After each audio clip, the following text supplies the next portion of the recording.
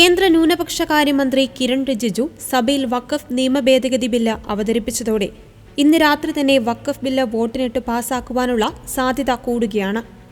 വഖഫ് ഭേദഗതി ബില്ലിൽ വോട്ടെടുപ്പിനായി പ്രതിപക്ഷം സമ്മർദ്ദം ചെലുത്തിയതോടെ ബിൽ പാസാക്കാൻ നരേന്ദ്രമോദി സർക്കാരിന് എളുപ്പത്തിൽ സാധിക്കുമെന്നാണ് വിലയിരുത്തൽ.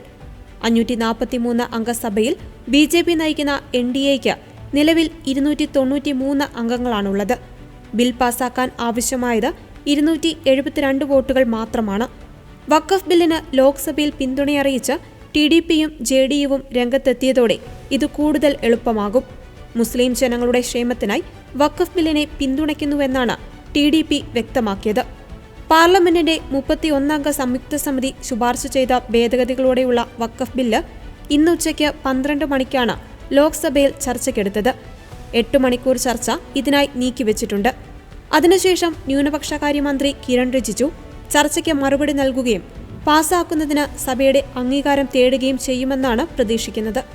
വഖഫ് സ്വത്തിൽ അവകാശമുന്നയിക്കുവാൻ രേഖ നിർബന്ധമാക്കുമെന്നതാണ് ബില്ലിലെ പ്രധാന വ്യവസ്ഥകളിലൊന്ന്. സ്ത്രീകളെയും അമുസ്ലിങ്ങളെയും ബോർഡിൽ ഉൾപ്പെടുത്തുവാനും ബില്ല് നിർദ്ദേശിക്കുന്നു. ട്രൈബ്യൂണൽ വിധിയിൽ ആക്ഷേപമുള്ളവർക്ക് ഹൈക്കോടതിയെ സമീപിക്കാമെന്നും ബില്ല് നിഷ്കർഷിക്കുന്നു.